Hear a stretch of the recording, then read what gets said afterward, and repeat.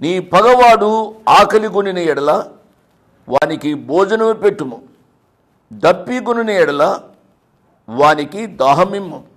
అట్లు చేయుట చేత వాని తల మీద నిప్పులు కుప్పగా పోయిదువు, యెహోవా అందుకు నీకు ప్రతిఫలమిచ్చును.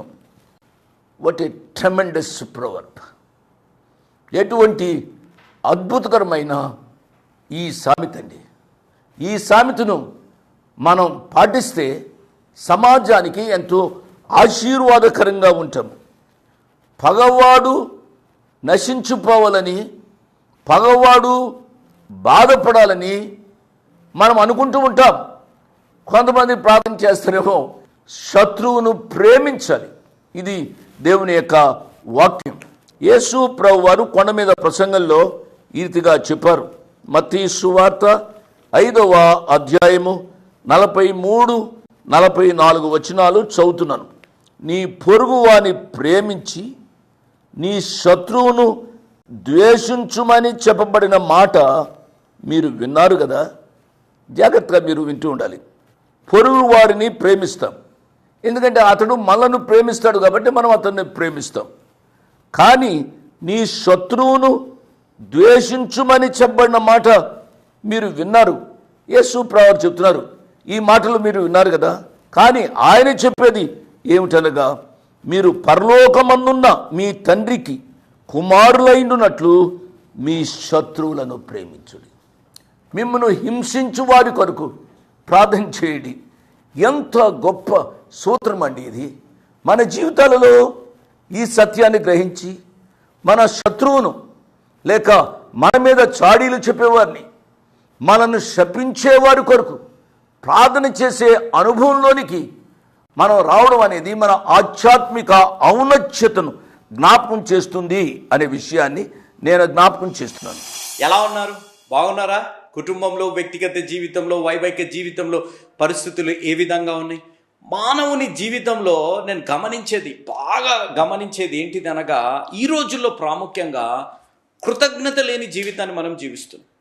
దేవుడు ఎంత జయనియండి, దేవుడు ఎంత గొప్ప రీతిలో అయినా మనల్ని ఆశీర్వదించనియండి, మన కుటుంబంలో ఉన్న వారు ఎంత సహాయమైనా చేయనియండి, చిట్కలో మర్చిపోతాం, మనం చిట్టిక్కెలో మర్చిపోతాం.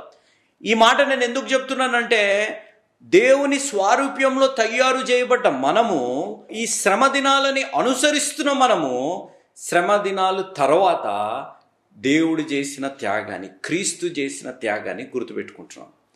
కృతజ్ఞత కలిగి మనం జీవిస్తున్నాం. థ్యాంక్స్ గివింగ్ అవసరం లేదు, థ్యాంక్స్ లివింగ్ చాలా ఇంపార్టెంట్. థ్యాంక్స్ గివింగ్ కంటే thanks living is very much important in our life అనేది మనం గమనించాలి. కాబట్టి ఈరోజు మట్టల ఆదివారం. ఈ మట్టల ఆదివారంలో యేసు ప్రభువు వారు యెరూషలేము పట్టణాన్ని ప్రవేశించేటప్పుడు కన్నీరు గార్చారు, ప్రవేశించారు. హోసన్నా హోసన్నా అని అన్నారు. ఎందుకు హోసన్నా అంటున్నారు? యేసు ప్రభువు వారు వచ్చారు, అద్భుత కార్యాలు చేశారు, ఆ మరణించిన వారిని లేవనెత్తారనే కృతజ్ఞతగా దేవుడికి స్తుతులు చెల్లిస్తున్నారు. తర్వాత కష్టాలు వచ్చినప్పుడు, శ్రమలు వచ్చినప్పుడు ఏం చేస్తున్నాం మనం? మన జీవితాల్లో ఏం చేస్తున్నాం మనం? ఒక్కసారి ఆలోచించాలి. మన జీవితంలో అంతే విశ్వాసంతో, అంతే ఆత్మీయతతో మనం జీవిస్తున్నామా అనేది ఒక్కసారి ఆలోచించాలి. ఈరోజు ఈ వాక్యాన్ని వింటున్న వారు మీరు ఈ వీడియోని చూడండి ఒక్కసారి. జింక పిల్ల ఒక గుంతలో పడిపోయి, అది ఎలా గుంతలోంచి బయటకు ఎలా తీయాలి ఆ జింకని? ఆ జింక పిల్లని ఎలా తీయాలి? జింక తీయలేదు, కష్టము. సో దీనికి ఎవరొకరు సహాయం చేయాలి. ఆ సహాయం చేసినప్పుడు ఇక్కడున్న వ్యక్తి ఆ గుంతలో పడ్డ జింక పిల్లని తీసి బయటకు తీసి తన తల్లితో కలిపాడు. అయిపోయింది. జంతువులు కదా, కలిపాడు, అయిపోయింది, అంతా బాగానే ఉంది. కానీ ఈ జింకలు చేసిన పనిని మీరు గమనిస్తే, ఈ జింక ప్రతిరోజు వచ్చి ఆ వ్యక్తికి కృతజ్ఞత చెల్లించేది. వీడియో మీరు గమనిస్తుంటే, దీర్ఘంగా గమనిస్తుంటే, ఆ జింక ఒకతే కాదు, ఆ జింకలో వారితో ఉన్న గుంపంతా వచ్చి ప్రతిరోజు ఆ వ్యక్తికి థ్యాంక్ యూ చెప్పే విధంగా వారి ఇంటికి వచ్చేవి.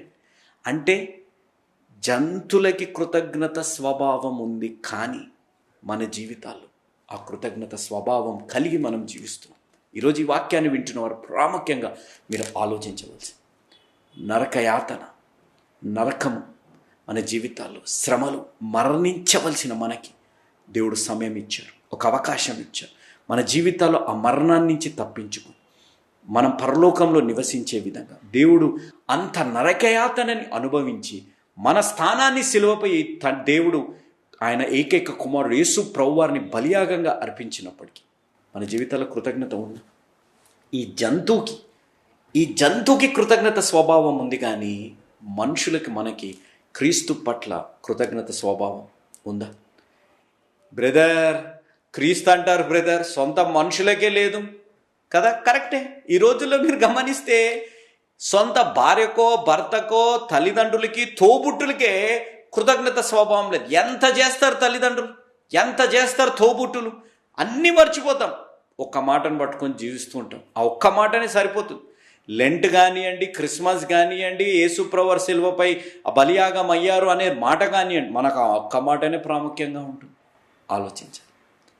కృతజ్ఞత కలిగిన జీవితం జంతువుకుంది, మనిషికిగా మనకున్నాయా అనేది ఆలోచించాలి. ఆ విధమైన కృతజ్ఞత కలిగిన జీవితాన్ని దేవుడు మీ జీవితాల్లో అనుగ్రహించాలని మీ ప్రియతమన్న జోషన్న గారు స్థాపించిన యేసు అనుచరులని ఈ కుటుంబం మీ కొరకు ప్రతిరోజు 4 పూటలు ప్రతి శనివారం రోజంతా మీ కొరకు ఉపవాస ప్రార్థనలు చేస్తున్నాం. ఇంత గొప్ప అవకాశాన్ని దేవాతి దేవుడు మాకు అనుగ్రహించినందుకు క్రీస్తు నామమున తండ్రి అయిన దేవుడికి ఎంతో వందనాలు, కృతజ్ఞతలు నేను చెల్లించుకుంటున్నాను. మీరు మరవకండి. మీ ఇచ్చేదానికంటే మీరు జీవించడం చాలా ప్రాముఖ్యమైనది. కాబట్టి మీరు ఒక కృతజ్ఞత కలిగిన జీవితాంతో జీవించాలని మీ కుమారుణ్ణి, మీ తోబుట్టుని, మీ స్నేహితుడిని, మీ కుటుంబంలో సభ్యుడు లాంటి జాన్ స్పర్జన్ గారు, భక్తి సింగ్ అని నేను ఉన్నాను అనేది మీరు మరవకండి. మీ కొరకు నిత్యం ప్రార్థించే మీ కుటుంబ సభ్యులుగా మేము ఉన్నాము అనేది మీరు మరవకండి. కాబట్టి దేవుడు మీ జీవితాల్లో ఆ కృతజ్ఞత కలిగిన స్వభావం మీ జీవితాల్లో ఉన్న మనుషుల పట్ల, మీ ప్రేమించేవారు మనుషులకి మీ పట్ల, అతి ముఖ్యంగా మీరందరూ మనమందరం కలిసి దేవుడు పట్ల కలిగి ఉండునుగాక. ఆమెన్.